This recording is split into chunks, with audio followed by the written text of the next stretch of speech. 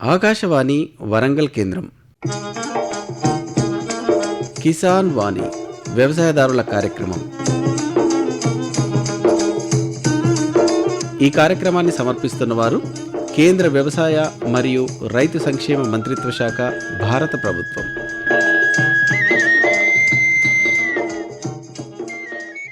ఈనాటి కిసాన్ వాణి రైతు సోదరుల కార్యక్రమంలో ప్రస్తుత ఎల్నినో పరిస్థితులు, ముందస్తు జాగ్రత్తలు, అలాగే రైతులు చేపట్టవలసిన ప్రత్యామ్నాయ చర్యలు, ఈ అంశంపై తెలంగాణ రైతు విజ్ఞాన కేంద్రం వరంగల్ శాస్త్రవేత్త డాక్టర్ బి వెంకట రాజ్ కుమార్ గారితో పరిచయ కార్యక్రమం ఉంటుంది.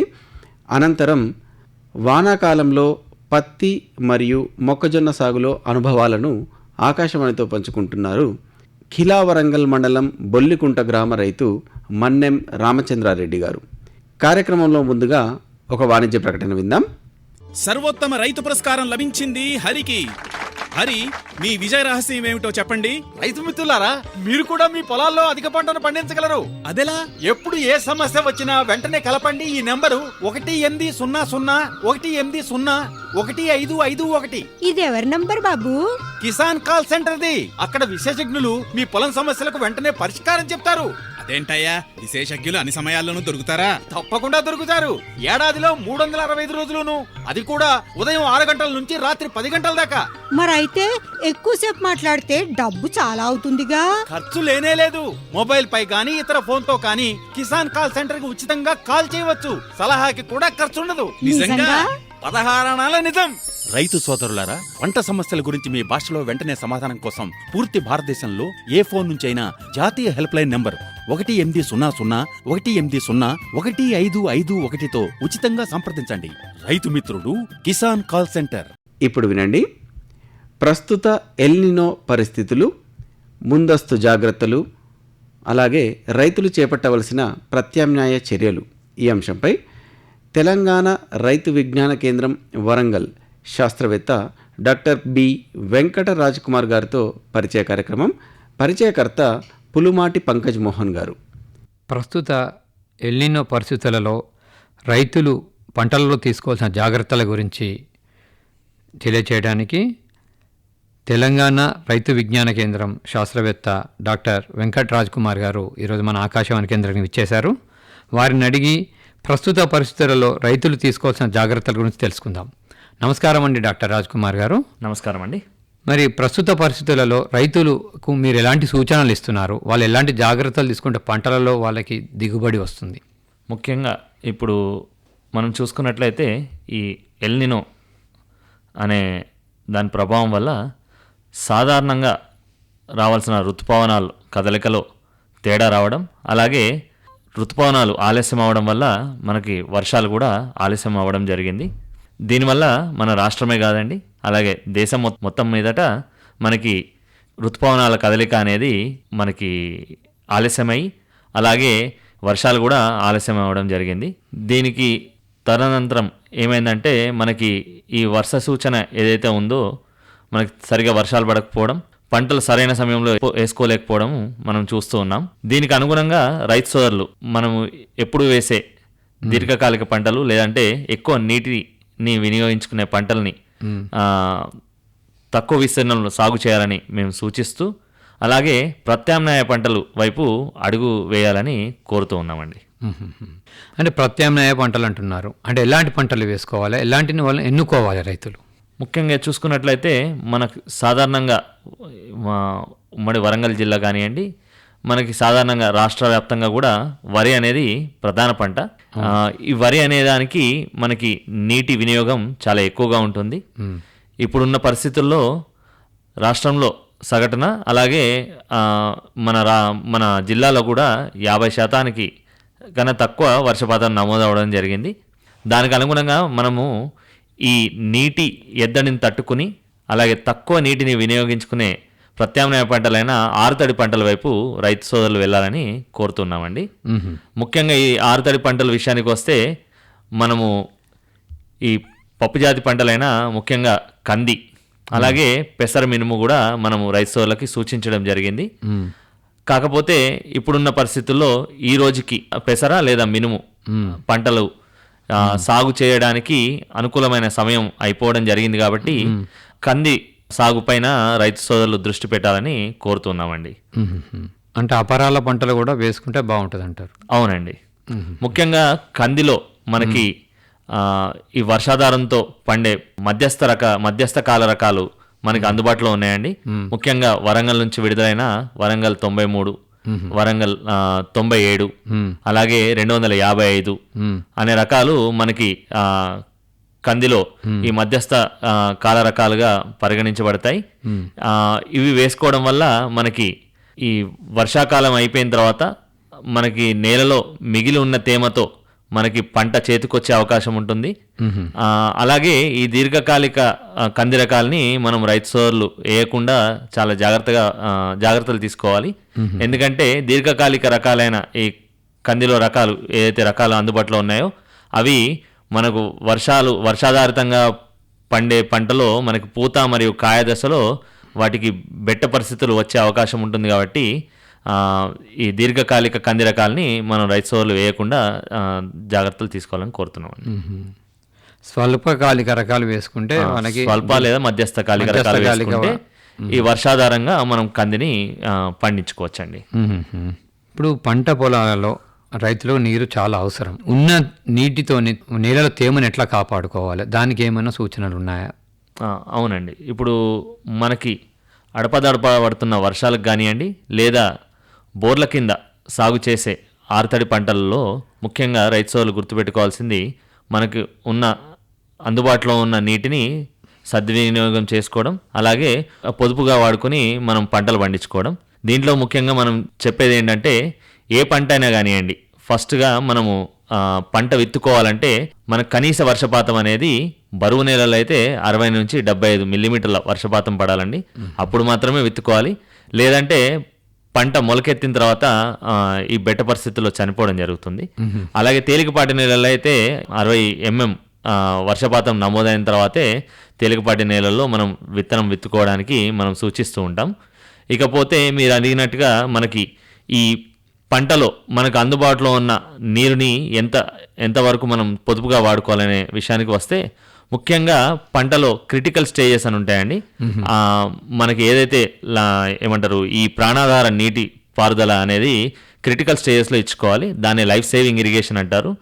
దీన్ని ముఖ్యంగా ఒకవేళ ముందుగానే వరి వేసుకుని బోర్ల కింద పండించే వాళ్ళైతే ఎప్పుడు కూడా వరిలో నీరు ఉండాల్సిన అవసరం లేదు. అక్కడ మన నేల పొడిబారి నెర్రలు బారే టైం వరకు కూడా మనము నీటిని ఇవ్వకుండా ఉంచుకోవచ్చు. ఎప్పుడూ కూడా నీరు ఉంచుకుని మనం వరి పండించాల్సిన అవసరం లేదు. ముఖ్యంగా మనం ఈ సమయంలో చెప్పేది ఏంటంటే వరిని పండించకూడదని చెప్తున్నాం రైతు సోదరులకి. ఇకపోతే ఆరుతడి పంటల్లో కంది కానివ్వండి, పెసర కానివ్వండి, మినుము కానివ్వండి ఏవైతే సాగు చేస్తున్నామో వీటన్నిటిలో కూడా అంటే పత్తిలో కూడా అక్కడక్కడ వర్షాధార పంటే కాకుండా నీటి తడుల కింద కూడా పత్తిని పండిస్తారు. కాబట్టి ఇలాంటి చోట్ల మనము ఏదైతే శాఖీయ దశలో అలాగే మనకి పూత కాయ దశలో నీటి తడులు మనము ఇచ్చుకున్నట్లయితే ఈ పూత రాలడం కానివ్వండి, కాయ గింజ గట్టిపడే సమయంలో కానివ్వండి మంచి నాణ్యమైన గింజ గట్టిపడడానికి అవకాశం ఉంటుంది. అలాంటి సమయాల్లో మనం నీటిని ఇచ్చుకున్నట్లయితే ఈ లైఫ్ సేవింగ్ ఇరిగేషన్ మనకి మంచి దిగుబడులు సాధించవచ్చండి. అలాగే మనము పరిమిత నీటిని మనకు ఉన్నప్పుడు స్కిప్రో మెథడ్ అంటారు. స్కిప్రో అంటే ఒక సాలు విడిచి సాలుగి మనం నీళ్ళు ఇచ్చుకున్నట్లయితే కూడా మనకి మొక్క ఎదుగుదల కూడా ప్రభావితం కాకుండా మనకు మంచి దిగుబడులు తీసుకోవచ్చండి. అంటే సాలు వదిలిపెట్టి సాల్లో నీళ్ళు ఇచ్చినప్పుడు కూడా మొక్కకు అందుతుంది అంటారు. అందుతుందండి. ఇప్పుడు ఈసారి ఒక సాలులో ఇస్తే ఆ సాలు కాటి ఇరువైపులా ఉన్న మొక్కలు మనకి నీటిని తీసుకుంటాయండి. ప్రతి సాలు తడవాల్సిన అవసరం లేదు. ఎందుకంటే బోధసాల పద్ధతిలో వేసుకున్నప్పుడు మనకి బోధకి ఇరువైపులా ఉండే 2 రోస్ కూడా ఒక కాలువలో ఇస్తే తడుస్తుంది. కాబట్టి ఒక సాలు విడిచి ఒక సాలులో మనం నీటిని ఇచ్చుకోవచ్చండి. అలా ఇవ్వడం వల్ల నీరు కూడా తక్కువ వాడుకునే అవకాశం ఉంటుంది రైతులు. అవునండి. ఉన్న నీటిని సద్వినియోగం చేసుకోవచ్చు. అవునండి. ఇప్పుడు మనము ప్రత్యామ్నాయ పంటలు అన్నాం. మనం ఇంతకుముందు చెప్పుకున్నట్లు మనకి ముందుగా చూసుకున్నట్లయితే పత్తి జూలై 20 తర్వాత వేయొద్దని చెప్తామండి. అలాగే మనకి పెసర మినుముకు కూడా టైం అయిపోయింది.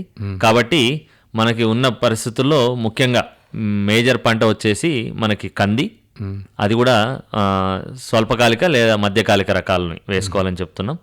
అలాగే మొక్కజొన్న ఒకవేళ వేసుకునే పరిస్థితి ఉన్నట్లయితే వారు స్వల్పకాలిక హైబ్రిడ్స్, అదే పచ్చి కండల కోసం వేసుకున్నట్లయితే మనకి ఈ వచ్చే ఏది యాసంగి కాలానికి కావాల్సిన పంట వేసుకునేదానికి అవకాశం ఉంటుంది. కాబట్టి పచ్చి కండల కోసం మొక్కజొన్న వేసుకోవచ్చండి.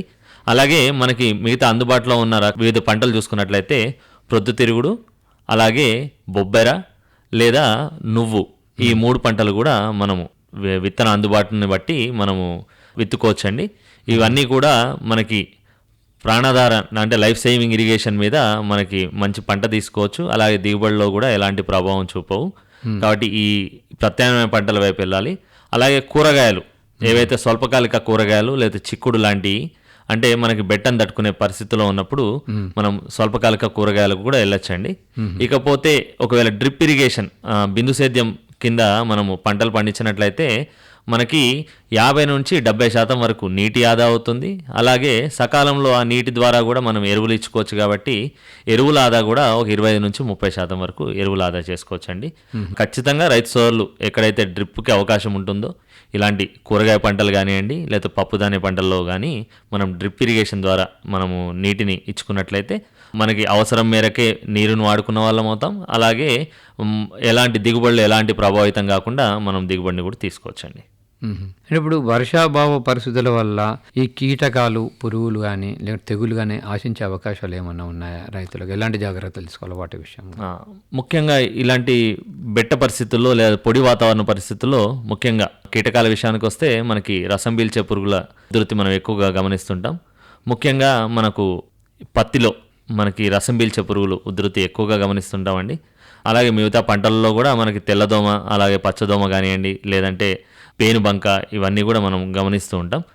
వీటి నుంచి కాపాడుకోవడానికి పంటల్లో మనం ముఖ్యంగా చేపట్టవలసింది ఈ తెల్లదోమకి అలాగే మనకి పేనుబంక కోసం జిగురట్టలు మనము ఏర్పరచుకున్నట్లయితే ఈ పొడి వాతావరణంలో ఈ ఏదైతే పురుగులు ఉంటాయో అవి నీలం రంగు, అలాగే తెలుపు రంగు, అలాగే పసుపు పచ్చ రంగు జిగురట్టలు మనకు అందుబాటులో ఉంటాయండి.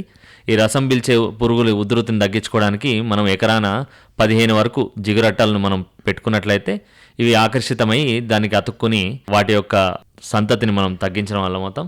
అలాగే ఉధృతి పంట మొదటి దశలో ఉధృతి తక్కువగా ఉన్నప్పుడైతే వేప నూనె పిచికారీ చేసుకోవడం, 5 మిల్లీలీటర్ లీటర్ నీటికి కలుపుకొని పిచికారీ చేసుకోవడం. ఉధృతి ఎక్కువగా ఉన్నట్లయితే మనకి ఫ్లోనికామిడ్ అని మందు దొరుకుతుంది, 0.3 ml లీటర్ నీటికి కలుపుకొని పిచికారీ చేసుకున్నట్లయితే మనం ఈ రసం పీల్చే పురుగుల ఉధృతి నుంచి కూడా తప్పించుకోవచ్చండి. అలాగే మనకి ఇలాంటి బెట్ట పరిస్థితుల్లో మొక్క కూడా స్ట్రెస్కు గురవుతుంది. కాబట్టి అదే సమయంలో మనకి 319 1919 అంటాం, అది లేదంటే 13-0-45 మల్టీ న్యూట్రియంట్స్ మనము 5 గ్రాముల నుంచి 10 గ్రాములు లీటర్ నీటికి కలుపుకొని మొక్క ఎదుగుదలని బట్టి మనము 10 నుంచి 15 రోజులకు ఒకసారి పిచికారీ చేసుకున్నట్లయితే ఈ బెట్ట పరిస్థితులను తట్టుకొని మనకు మొక్క నిలబడగలిగే అవకాశం ఉంటుందండి. కాబట్టి ఈ చర్యలు రైతు సోదరులు ఖచ్చితంగా తీసుకోవాలి. అదేవిధంగా ఇప్పుడు పాడి రైతులు కూడా ఉంటారు. మరి అట్లాంటి పాడి రైతులు ఇలాంటి పరిస్థితులలో మరి మేత విషయంలో కానీ తాగునీటి కొరత పశువులకు రాకుండా ఉండాలంటే ఎలాంటి జాగ్రత్తలు పాటించాలి? ముఖ్యంగా పాడి పరిశ్రమలో చూసుకున్నట్లయితే ముఖ్యంగా ఈ పశువులకు మేత చాలా ముఖ్యమైనదండి. ఎండుగడ్డి పోయిన యాసంగిలో ఉన్న ఎండుగడ్డిని జాగ్రత్తగా దాచుకోవడము, అలాగే పరిమితిలో అవకాశం ఉన్నంత వరకు మనకి ఏదైతే ఈ నీరు అవకాశం ఉంటుందో, లభ్యత ఉంటుందో దాన్ని బట్టి ఈ పశుగ్రాసాలు ఏవైతే పచ్చిగడ్డి ఉంటుందో వీలైనంత వరకు పచ్చిగడ్డిని మనము అందుబాటులో ఉంచడానికి సైలేజ్ అనే రూపకంలో మనము సైలేజ్ని ప్రిపేర్ చేసుకుని నిల్వ చేసుకోవచ్చు. దీనివల్ల పచ్చి మేత దొరకని సమయంలో మనం ఈ సైలేజ్ని ఎండుగడ్డితో కలుపుకొని మనము మేత రూపకంగా మన పశువులకు ఇచ్చుకోవచ్చు. అలాగే మనకి నీటి కుంటలు కానివ్వండి, లేదంటే లభ్యత ఉన్న సమయంలో నీటిని ఆదా చేసుకోవడానికి చిన్న చిన్న మన సంపు లాంటివి కట్టుకుని నీటిని స్టోరేజ్ చేసుకున్నట్లయితే మన పాడి పరిశ్రమలో మన పశువులకు కావాల్సినప్పుడు నీరు కానీ, అలాగే పంటలో కూడా వీలైతే ఈ పశుగ్రాసాలు ఏదైతే పండిస్తున్నారో అక్కడ తక్కువ మోతాదులో నీరు అందించడానికి డ్రిప్ ఇరిగేషన్ ఏర్పాటు చేసుకున్నట్లయితే కూడా అలాంటి సందర్భాల్లో మనకి ఎప్పుడూ కూడా గడ్డి అందుబాటులో ఉంచడం, అలాగే సైలేజ్ రూపకంలో కూడా అందుబాటులో ఉండడం వల్ల మనకి మేత కొరత రాకుండా, అలాగే నీటి లభ్యత కూడా ఉంచుకున్నట్లయితే పశువుల పాల దిగుబడి కానివ్వండి వాటి ఆరోగ్యంగా ఉండడం జరుగుతుందండి.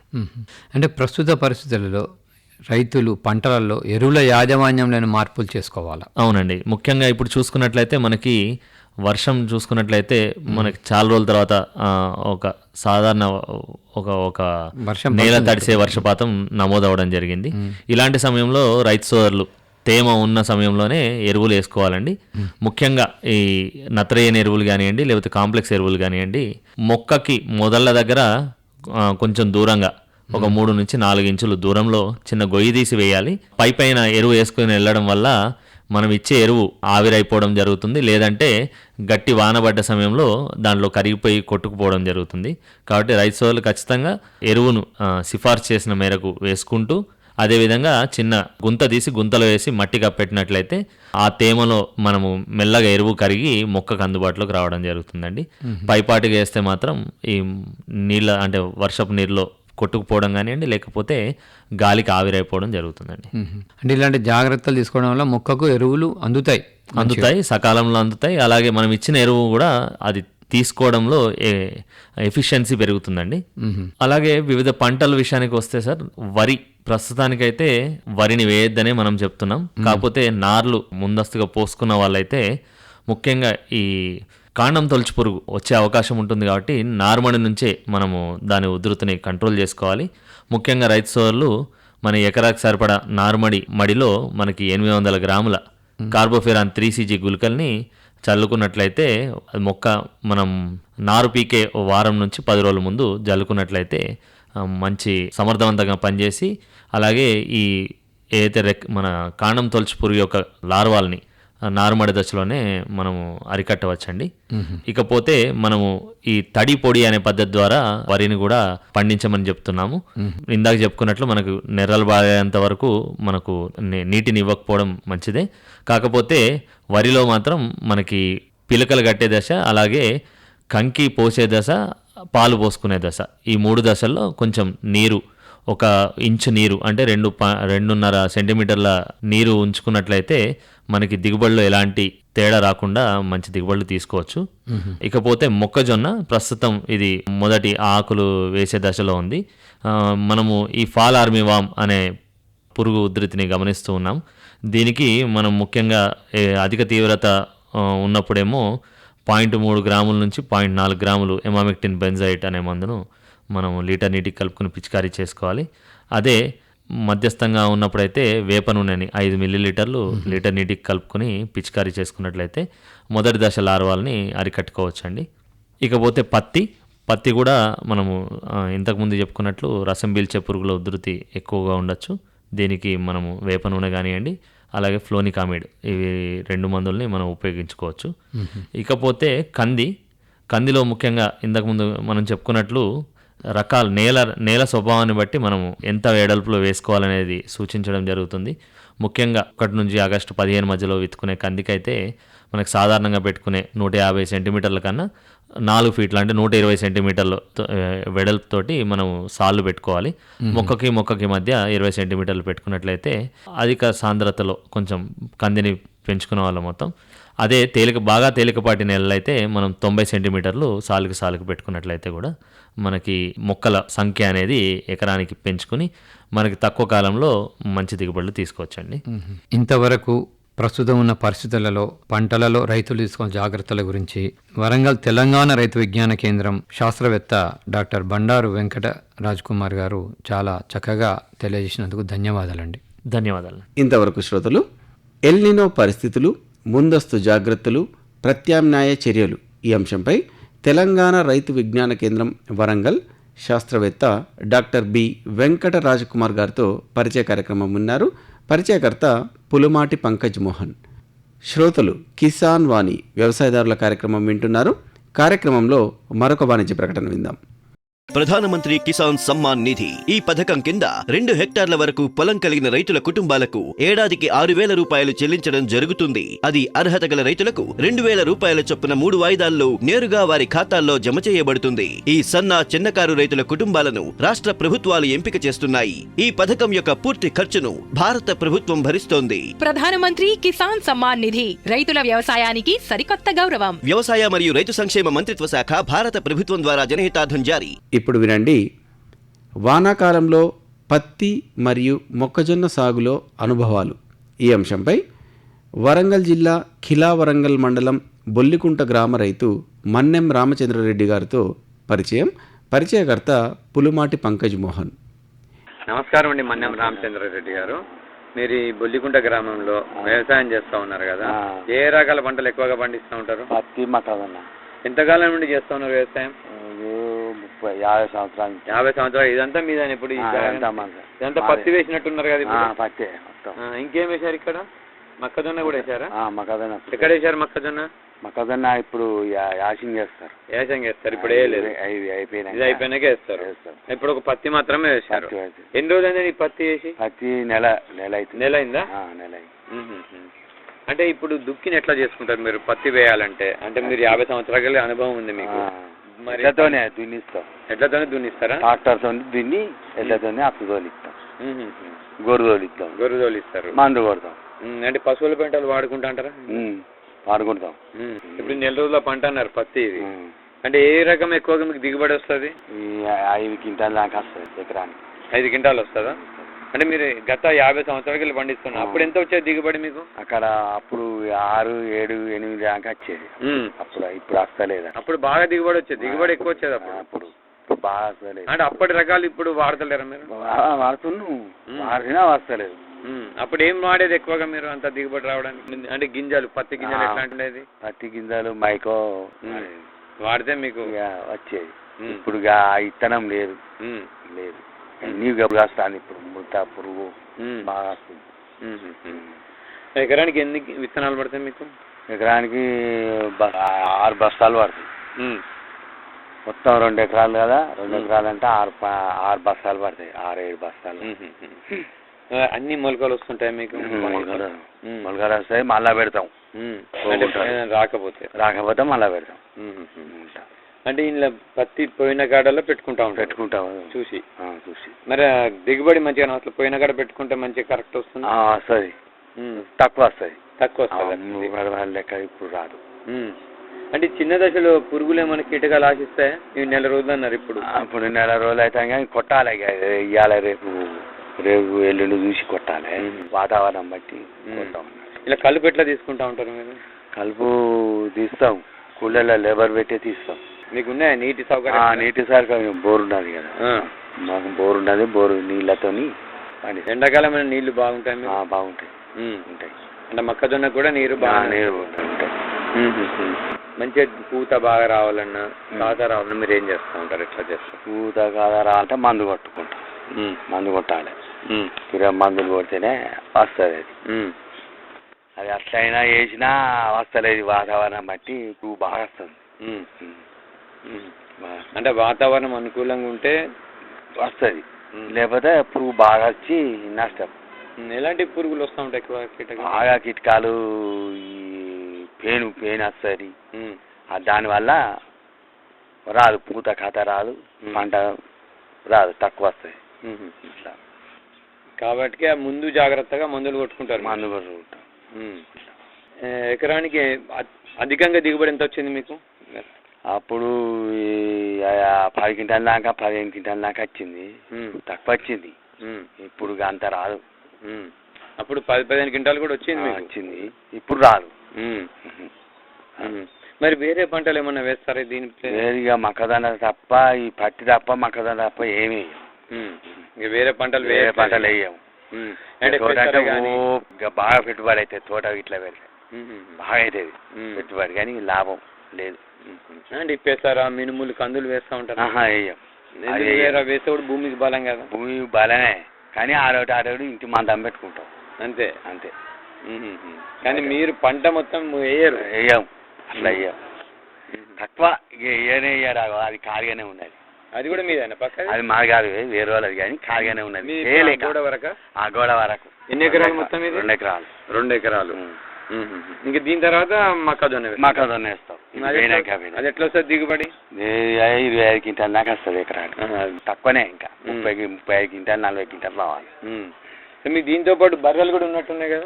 బర్రెలు ఉన్నాయి. 2. ఎన్ని బర్రెలు ఉన్నాయి మీకు? 2 ఉన్నాయి. 2 బర్రెలు ఉన్నాయా? పాలు దిగుబడి వస్తాయి? ఎంత వస్తాయి పాలు? పాలు ఇప్పుడు ఇస్తలేవు. ఇస్తలేవు. ఇచ్చినప్పుడు ఎంత వస్తుంది మీకు? ఇచ్చినప్పుడు 5 లీటర్లు 6 లీటర్లు ఇస్తాయి. అంటే ఈ పశువులతో వచ్చిన పెంట కూడా మీరు వాడుకుంటూనే ఉంటాం, కానీ ఇక ఇప్పుడు గడ్డి బాగా వస్తుంది పెంట వాడితే. అది ఏరిన బాపతి ఉంటే అలా మొలుతాయి, మొలిచి బాగా వస్తాయి గడ్డి. అట్లా కూడా కలుపు పెరుగుతూ ఉంటది. కలుపు పెరుగుతుంది, గడ్డి బాగా వస్తుంది. భూసారం కూడా పెరుగుతుంది కదా? భూసారం సుధా పెరుగుతుంది, పెరుగుగానే లాభం ఉంటుంది కానీ గడ్డి కలుపు బాగా కూలీలను పెట్టి బాగా మంది పడతారు. ఎరువులు తగ్గుతాయి. భూమి కూడా మంచిగా సారంగా ఉంటది, పంట కూడా దిగుబడి బాగా వస్తుంది. అంటే గత ఇన్ని సంవత్సరాలకి వెళ్ళి మొక్కజొన్న పండిస్తుంది. మొక్కజొన్న ఎంత దిగుబడి వచ్చింది అధికంగా మీకు? అధికంగా 50 క్వింటాల వచ్చింది. 50 క్వింటాలు. ఎన్ని సంవత్సరాల క్రితం అది? అది 6 సంవత్సరాల క్రితం 50 క్వింటాలు వచ్చిందా?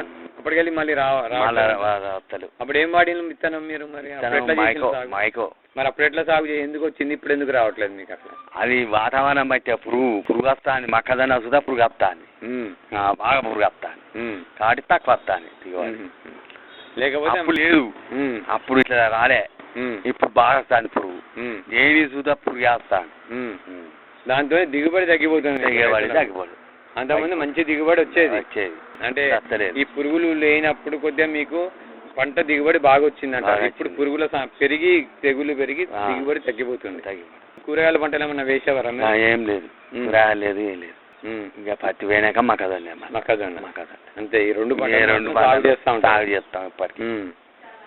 అంటే ఈ 2 పంటలలో మీకు ఏది మంచిగా దిగుబడి లాభదాయకం రైతులకు? మొక్కజొన్న లాభదాయకం. సరే, మంచిదండి. ధన్యవాదాలండి. ఇంతవరకు పత్తి మరియు మొక్కజొన్న సాగులో అనుభవాలు ఈ అంశంపై కిలా వరంగల్ మండలం బొల్లికుంట గ్రామ రైతు మన్నెం రామచంద్రారెడ్డి గారితో పరిచయ కార్యక్రమం విన్నారు. పరిచయకర్త పులుమాటి పంకజ్ మోహన్. కార్యక్రమంలో చివరగా ఒక వాణిజ్య ప్రకటన విందాం. కిసాన్ భాయియో గాట్ बांध लो बहुत है काम की समृद्धि के पैगाम की। मिट्टी के मिजाज को समझो, मिट्टी के हर राज को समझो, मिट्टी की तुम जांच कराओ, मुफ्त सॉइल हेल्थ कार्ड ले जाओ। कभी मुनासिब बीज लगाओ, सही किस्म की खाद ले आओ, जितनी जरूरी उतनी डालो, सही मात्रा खुद पहचानो, इसको अपना मंत्र बना लो, मिट्टी की सेहत तो जानो। बात बहुत है काम की, कम लागत अधिक वरदान की, किसान भाइयों गांठ बांध लो। आज ही मिट्टी की जांच कराएं, राज्य सरकार के कृषि अधिकारी से संपर्क करें और मुफ्त में सॉइल हेल्थ कार्ड पाएं। कृषि और किसान कल्याण मंत्रालय द्वारा किसान हित में जारी। ఇంతటితో ఈనాటి కిసాన్ వాణి వ్యవసాయదారుల కార్యక్రమం సమాప్తం. ఈ కార్యక్రమాన్ని సమర్పించిన వారు కేంద్ర వ్యవసాయ మరియు రైతు సంక్షేమ మంత్రిత్వ శాఖ, భారత ప్రభుత్వం.